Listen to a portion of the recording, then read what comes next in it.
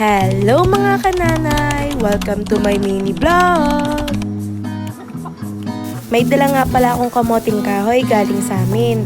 Humingi nga pala ako ng 4 na piraso. So gagawin ko nga pala tong kamote balls. Ito nga palang unang kamote ko ay kamote ng Amerikano, kamote ng Indiano, kamote ng Negro at kamote ng Pilipino.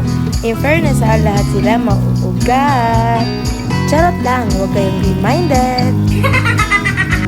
Ang una ko nga palang gagawin ay babalatan natin ito isa-isa. Pagkatapos natin balatan ang ating mga kamote ay huhugasan na natin ito. At ang sunod naman ay gagadgarin na natin ang ating mga kamote.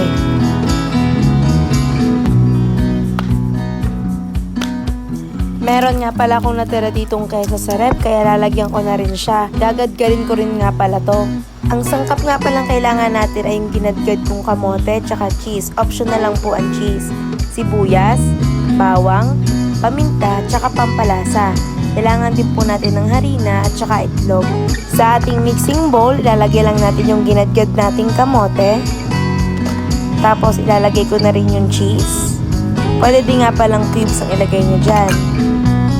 Tsaka sibuyas, bawang, paminta,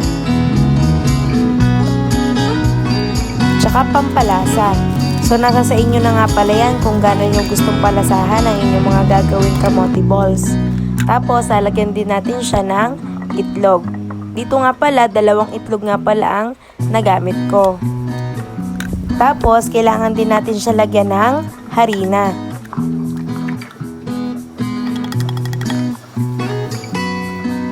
After magbanding all together ng ating mga sangkap, ilalagay ko na nga pala yung niluto ko kaninang ground beef. Pag natapos na tayong mag-mix ng ating mga ingredients, pwede na nating lutuin ang mga ito. At pag golden brown na ang ating mga kamote balls, ay pwede na natin siyang iahon sa kahirapan. Wow!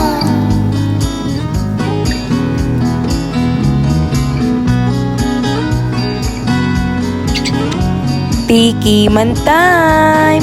So dito nga pala, naggawa nga pala ako ng suka. Meron din ako ditong sweet and sour sauce. So titikman na natin alin ang mas masarap na sausawan. So lagyan lang natin siya ng maraming sibuyas. First bite. Thank you, Lord! Aanay pa. Pagpasensyahan nyo na mga kananay kung kayo